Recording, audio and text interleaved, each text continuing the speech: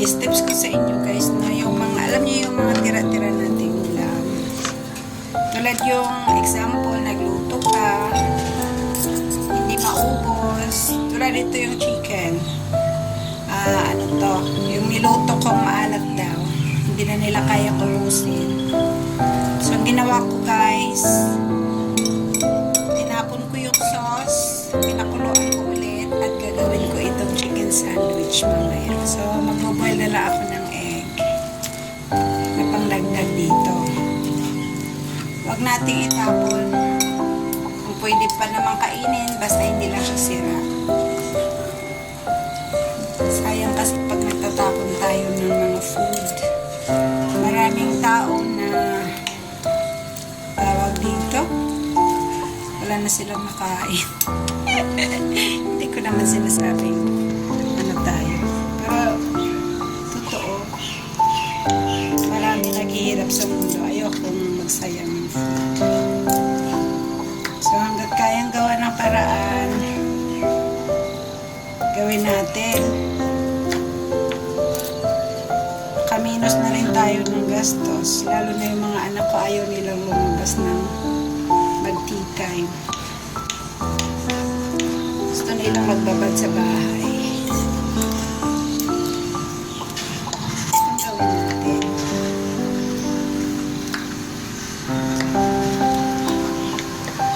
Mainit kaya hindi ko kinagay kamay. Pwede mo naman kamuin. Kayo din lang naman kakain. Tingnan nyo to. Yung mga tirang fried chicken, pinoil ko ulit para maging malambot siya.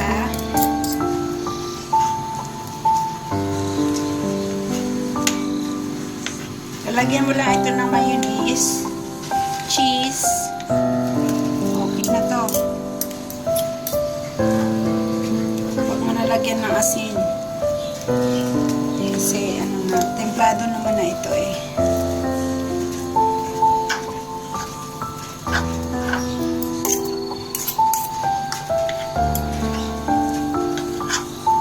Pag di tayo marunong sa ating mga anak guys, talagang magastos sila. Kasi ang mga bata dito, di tulad ng mga bata sa probinsya. Pag kumain, malinis ang plato.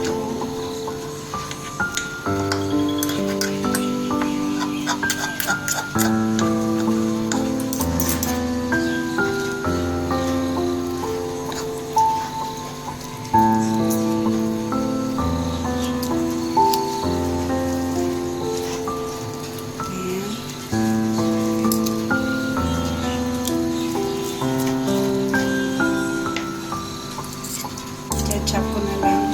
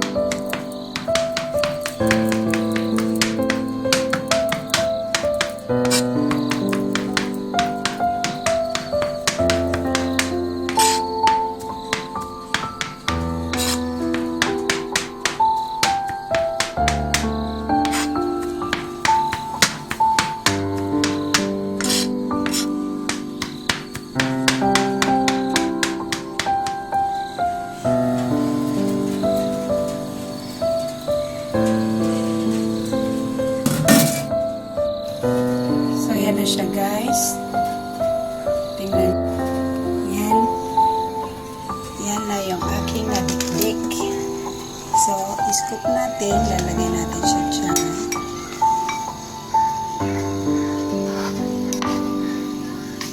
Marami-rami din pala. 3 slice ng chicken na ito. Kahirapan kamayin ko na guys. Ang anak ko naman kakain. Ayan. So, yan ang panimpla niya. Sugar at saka mayonnaise. Timplahin na natin.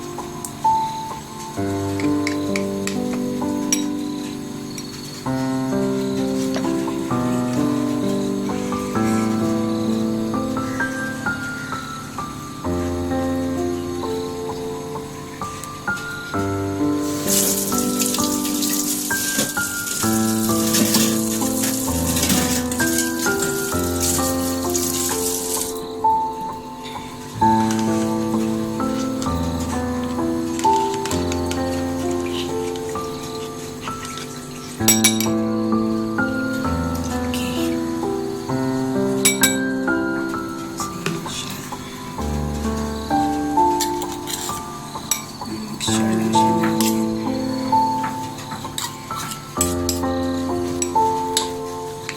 Mamaya pag nag-serve, lalagyan natin siya ng cheese at saka ketchup.